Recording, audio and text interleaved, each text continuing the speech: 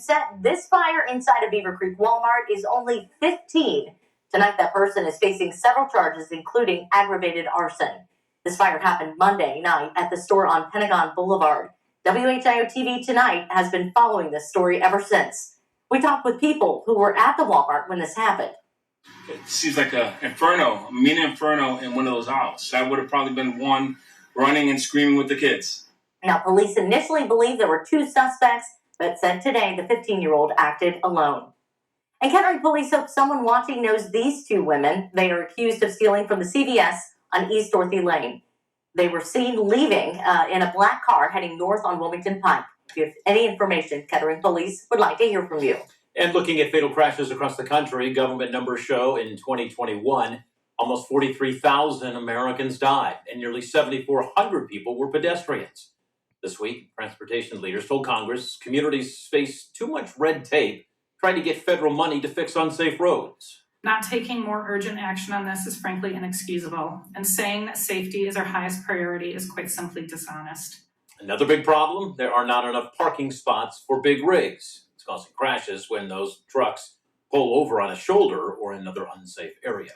And here in Ohio, troopers said we have had about 1,100 traffic deaths this year. That's a couple dozen fewer than all of last year. We want to take you to New York, where what you're about to see is happening so much, the governor is now getting involved.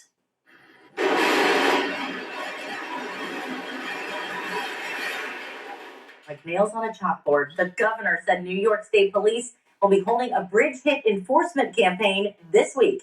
She said in 1 year, there were more than 800 bridge strikes reported in that state. And now your Storm Center 7 forecast with Chief Meteorologist Austin Chaney.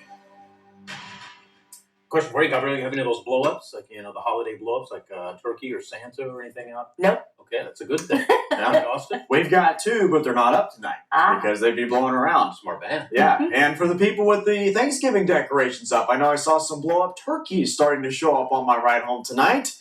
Make sure they are tied down. The wind speeds are increasing out there this evening. Just within the last few minutes, the Dayton International Airport picked up a gust of 25 miles an hour. We've seen these numbers starting to pick up, starting to more frequently hit the 20-plus mile-an-hour range. And as the cold front comes in tonight, some gusts will likely exceed 30. So, yeah, it's going to be a rough night for any of those holiday decorations. Now, the winds are still coming out of the south, so that has bumped up our temperatures.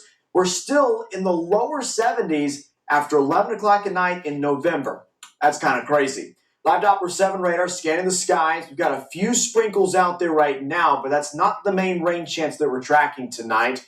The main event is this narrow, broken line of showers ongoing out there in Indiana. That's right along the cold front. And as this moves through tonight, some of us will get a little bit of rain, and there's just enough instability in the air that we may actually see an isolated thunderstorm. Also not too common as we go later into November. So let's break down the forecast. Right now out there in Xenia, we've just got the increasing clouds and the breeze. Of course, we are dry. Let's see how things change over the next few hours. Cloud cover continues to thicken up as we get past midnight. And then here we are real early while most of us are sleeping. And we do track that narrow line of showers right on through the Miami Valley. It is out of here by daybreak tomorrow morning. And then gradually we get the sunshine back into here for Thursday afternoon, at least for a little while. So you saw how narrow that line of rain was. Don't expect this to amount to much overnight tonight. If you're lucky, you can get to 1/10 of an inch of rain. But there's no hope for a big soaking with this one. So most of the plants are probably dormant out there. But if you're keeping anything alive in a pot, you'll have to water it. All right, out at the bus stop tomorrow morning, the rain is out of here, so the kids don't need the rain gear, but they may want the jacket. It's a totally different world temperature-wise tomorrow. Gone are the 70s from tonight. In come the 50s with those afternoon temperatures not getting much above 57 to 58 degrees. And if you're a fan of the cool weather and the more fall-like weather, this temperature trend is for you. We're just heading down as we look ahead to the weekend. Saturday, that's your coolest day at 50 degrees, and then we'll start a slow warming trend into next week.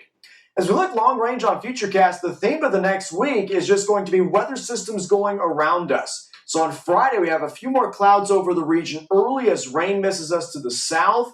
And then as we look ahead to Sunday, kind of a similar story. Some passing clouds, but the rain staying away from us. So here's how your 7-day forecast comes together. We are gradually clearing out tomorrow. No threat for rain during the day. High of 58 degrees. Some more morning clouds early Friday, afternoon sun. After that, it's all about the sunshine. Highs in the 50s for several days, lows over the weekend. Yeah, pretty cold, probably some frosty mornings with lows below freezing Saturday and Sunday. From vandalism to harassment, Jewish and Muslim communities are reporting more threats here at home. I'm Kirsten Garris in Washington, D.C., with details about what advocacy groups are doing to keep people safe.